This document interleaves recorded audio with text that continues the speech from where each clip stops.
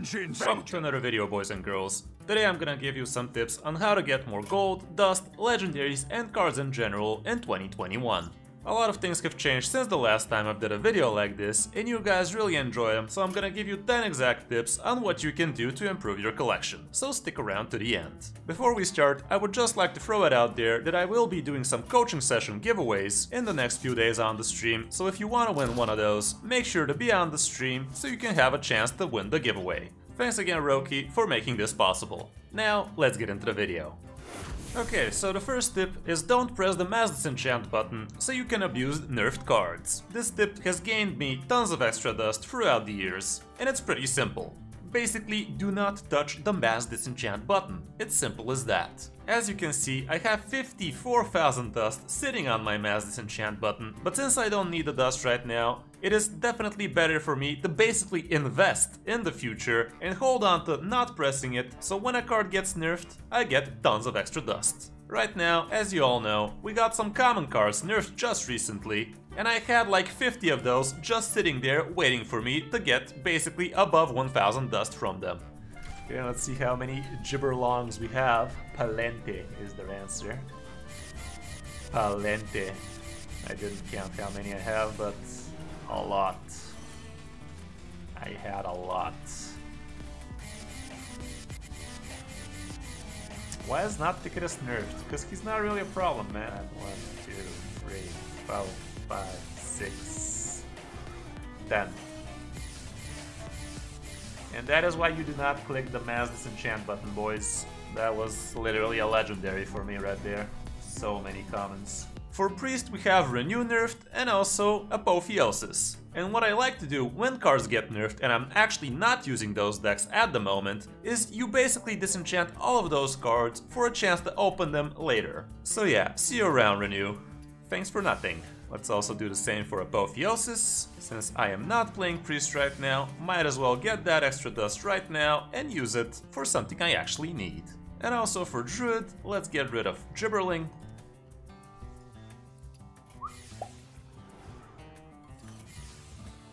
And basically, by waiting, I gained 35 extra dust per copy. Yeah, for commons that doesn't sound like that much, but let's not forget I basically had above 50 of all of those cards. So yeah, you do the math. That's basically an extra legendary. Another thing you can do to gain extra dust nowadays is actually disenchant bad legendaries. Back in the day, doing something like this was not such a great idea, but now Blizzard gave us protection not to open those same bad legendaries from the packs we keep opening. If I needed the dust, right now I can safely disenchant Lorewalker Show, Mana Storm, Nat Bagel, and all of those baddies from the past, but since I'm more of a collector nowadays, I basically save them, because someday I want to have every card in the game. And if I keep following my tips, I might actually get there someday. In the past, a lot of people made the mistake of disenchanting Mana Storm and Lorewalker Show time and time again, and kept opening them from the classic packs. But with the new protection, basically, if you open Millhouse and disenchant him, you're not gonna be able to open Millhouse until you get all of the other legendaries from that same set. Another good thing you can be doing is actually disenchant bad golden cards too. For instance, if I needed the dust, I can safely disenchant, let's say, Sigil of Flame. What you need to be careful here is not to disenchant cards that actually have nerf potential. With Sigil of Flame, I guess it's safe to assume there will be no nerfs for this card at some point. But you basically have to have a very good understanding of the game and how it works in order for you to actually be able to disenchant correctly here. Crystal Sunk Portal, for instance, is never gonna get disenchanted, you can quote me on that one.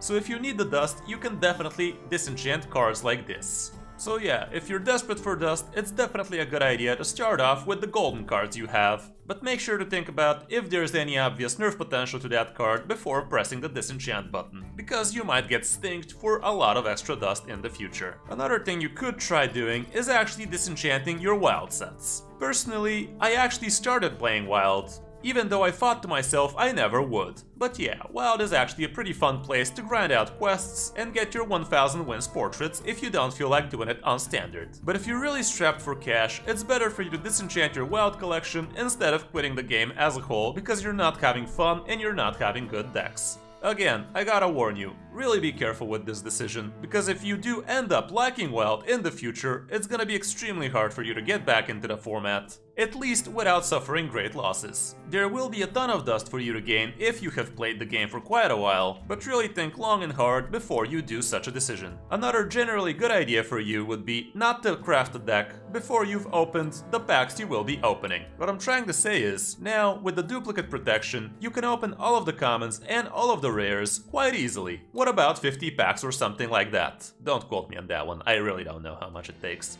But yeah, it would be a lot better for you not to be crafting common cards and rare cards, but actually open them first. And if you also open some of the good epics and legendaries you want for those decks, that would be a huge save for your resources. While we're on the topic of opening packs, you're actually guaranteed to open a legendary in your first 10 packs of each different set.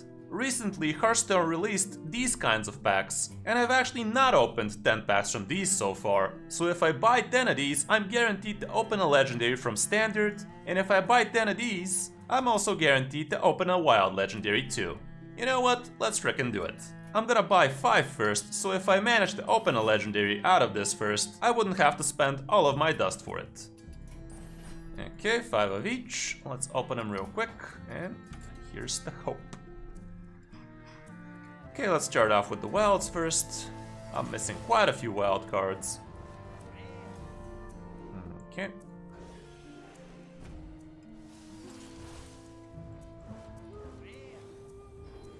Nothing. Hey, look at that. Stuff's happening.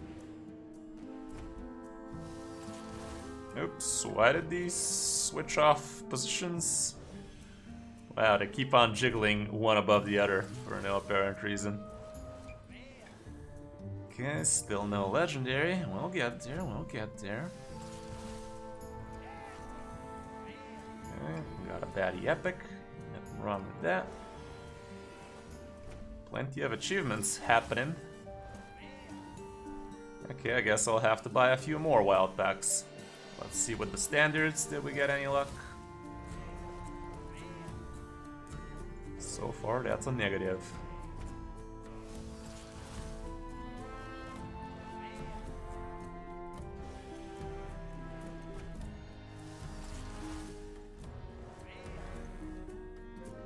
Nope. It's still a good idea to do it though, because you might end up saving a few hundred gold. Okay, let me open 5 more of each.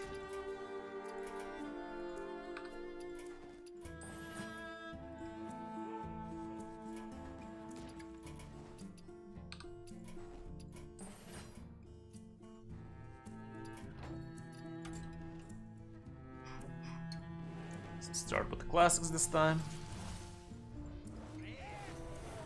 And there's the legendary that was guaranteed.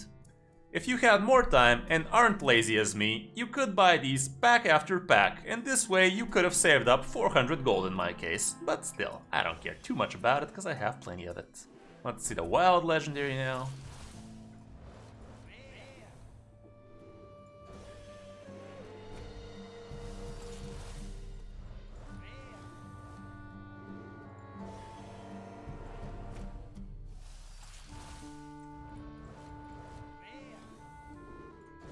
Guess we're gonna reach the pity timer with this one, aren't we?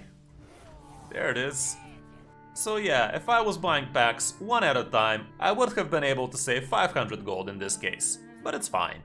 Anyway, let's open the rest of them. Still got them, so why the hell not? But I will actually save these for when the new expansion drops, so I open some of the commons and rares and possibly epics from the new expansion, and that is a good idea for you to do as well. If you already opened the majority of commons, rares and maybe even epics from the sets right now, it would be a better idea for you to be saving your packs for when the new expansion drops.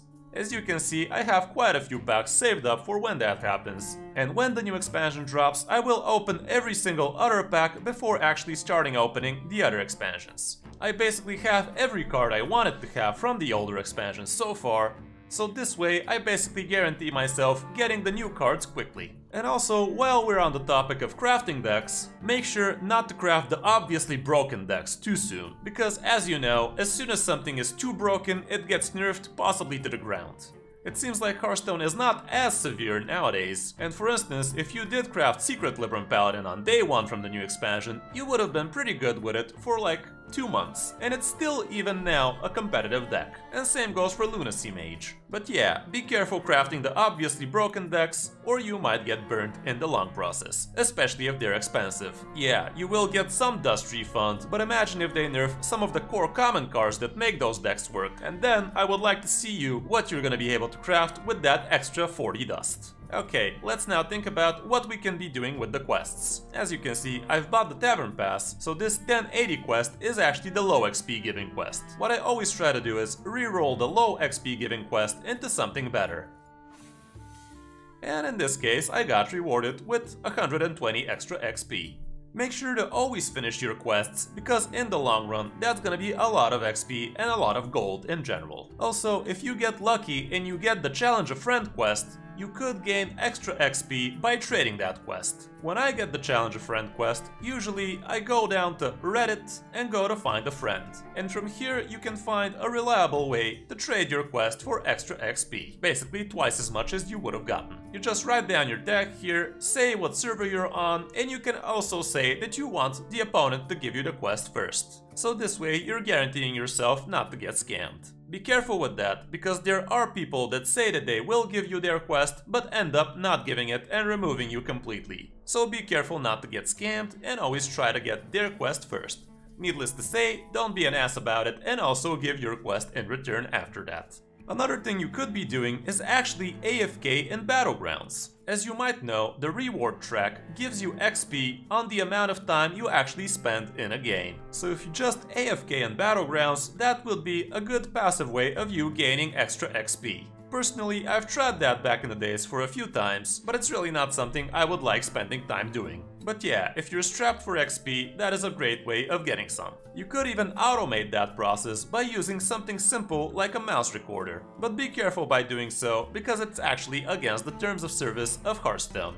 So I wouldn't advise you to do something like that. I haven't heard of anyone getting banned by this, but still, better be safe than sorry. The legal way of you getting extra XP in-game while playing would be if you actually play control decks. Like I said, time spent in the game is what actually gets you the big bucks nowadays. Before, we had to use aggro decks, so we get wins quicker, but now it's actually better for you to spend time in the game, so control decks with high win rate would actually be better for you if XP is the goal. Another thing you could be doing is actually getting extra arena runs or extra duel runs. As you can see, I have a couple of tickets left over from the arena, and the way I got those is basically by leaving an arena unfinished before a major change happens. By a major change, I mean a major change in the sets that are used in Arena. You can do the same thing for duels. And you basically have to leave an unfinished Arena run or duels run, or both, and after a major change in those format happens, this run will get cancelled at 4 wins. I will get all of the rewards for my 4 wins, and I will also get a new fresh duel run, so I can get some extra wins from it too. Nowadays, these format changes don't happen that often, but if you hear something about it, make sure to get an arena run going, and even if you don't play a single game, not even draft your deck, you're still gonna get an extra arena run for free, which is always gonna be at least one new pack from the newest expansion. And finally, let's talk about something you can do with money in the game. In my opinion, it's always gonna be worth it for you to actually buy the Battle Pass, because it gives you a lot more XP in the long run, and not to mention all of the cool cosmetics you also get. It's also obviously a good idea for you to get the bigger pre-purchase if you can afford it and if you enjoy the game that much. And if you're still short on cards and dust, it's not gonna be a bad idea for you to be buying some extra bundles when the prices are right. Speaking of making prices right, don't forget you can actually buy the Blizzard items a lot cheaper if you go down to the Battle.net shop. You can just check out my detailed video on the topic and see how you can save some extra bucks from your next Hearthstone purchase. So that's gonna be it for this video, guys. Hope this helps you get a bigger and better collection. Don't forget, you can also hire me for some Hearthstone coaching if you wanna be reaching Legend easily. Thanks for watching. I'm Kris05 and I'll see you in my next video or stream.